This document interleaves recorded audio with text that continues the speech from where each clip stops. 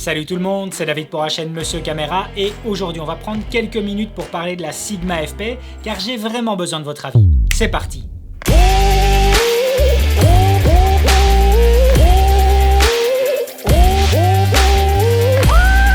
Alors la voici, la toute nouvelle caméra de chez Sigma, leur modèle FP. Et pour celles et ceux qui ne la connaissent pas encore vraiment, je vais vous donner quelques specs qui à mon avis vont retenir toute votre attention. Il s'agit ici d'une caméra offrant un capteur plein format dans un boîtier qui semble être le plus petit du marché et surtout ne pesant que 420 grammes, batterie inclus. On a à disposition de la 4K en 12 bits RAW jusque 24 images par seconde, de la Full HD toujours en 12 bits RAW jusque 60 images par seconde et on a de la Full HD en codec All Intra jusque 120 images par seconde. Bien entendu et comme toutes les autres caméras, on a de l'enregistrement interne avec une carte SD, mais on a surtout à disposition de l'enregistrement externe directement sur un disque dur SSD, comme sur la configuration que vous pouvez voir ici, sur laquelle j'ai directement branché un disque dur SSD de chez Angelbird. Au niveau de la monture optique, c'est une monture L qui propose presque déjà 40 optiques sur le marché, toutes marques confondues, et il y a aussi différentes bagues d'adaptation pour pouvoir mettre différents objectifs en monture EF de chez Canon par exemple. Il y a à disposition une interface entièrement dédiée au domaine de la vidéo, ainsi qu'une interface entièrement dédiée au niveau de la photo, directement implantée dans le menu. Bref, énormément d'éléments attirant ma curiosité, tout comme la vôtre j'en suis certain. En plus de tous ces éléments, c'est surtout la création d'une caméra comme celle-ci qui m'impressionne le plus. On peut imaginer le point de départ tel une page blanche. D'un point de vue recherche et développement, on a certainement eu tout un groupe de personnes qui se sont posé des questions auxquelles ils ont dû répondre directement eux-mêmes sans aucune barrière. Il s'agit ici de la première caméra vidéo de chez Sigma, ce qui veut dire qu'à aucun moment, ils ne pouvaient cannibaliser un autre de leurs modèles. S'ils ont décidé de le faire sur un ratio aussi petit, c'est tout simplement parce qu'ils en avaient envie. S'ils ont décidé de mettre un codec comme le Cinema DNG dedans, c'est parce qu'ils voulaient du RAW. Ils se sont dit ok, on n'a pas de RAW à disposition, on va prendre le Cinema DNG. Codec qui est certainement très lourd, mais qui fait l'unanimité au niveau de sa qualité. Un autre aura certainement levé le bras en disant moi j'ai envie d'avoir la possibilité d'enregistrer sur un disque dur SSD et pas simplement une carte SD.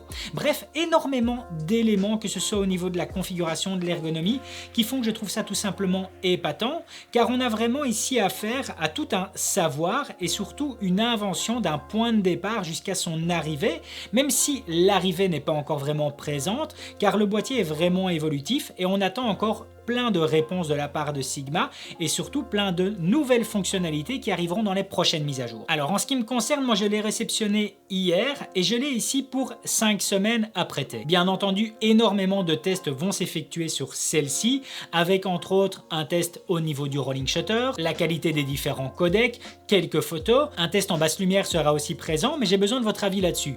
Dans ma tête, un test en basse lumière va s'arrêter à 6400 ISO, pas besoin d'aller plus loin. Est-ce que vous voudriez avoir celui-ci plus loin au niveau de la montée en ISO? N'hésitez pas à me le mettre dans les commentaires. Comme vous le savez, je ne suis pas un utilisateur de l'autofocus, mais sans trop m'y attarder, est-ce que vous voudriez voir quelques éléments en rapport avec l'autofocus sur cette caméra? Si j'ai le temps, j'aimerais aussi faire un test au niveau du moiré. Je parlerai aussi de son ergonomie ainsi que son interface au niveau des menus, même si je peux déjà vous dire, après quelques heures d'utilisation, que les menus sont vraiment brillants. Au niveau de la plage de dynamique et de ses 12 stops ennemis, je ferai ce que je pourrai pour vous amener le plus d'informations, mais ne vous attendez pas non plus à un test scientifique là-dessus. J'ai aussi toute une série de questions à poser à Sigma sur lesquelles j'espère avoir une réponse, comme par exemple connaître l'ISO natif qui n'est pas encore connu à ce jour, aussi savoir si un profil log arrivera prochainement pour celles et ceux qui désirent par exemple filmer en 4K en All Intra. J'aimerais aussi savoir si les 120 images par seconde en Full HD qui sont à disposition dans le boîtier sont en 8 ou 10 bits, ainsi que certainement plein d'autres petits éléments mais qui me viendront au fur et à mesure de l'utilisation sur le terrain. Voilà pour les grandes lignes au niveau du test que j'aimerais sortir d'ici 4 à 5 semaines.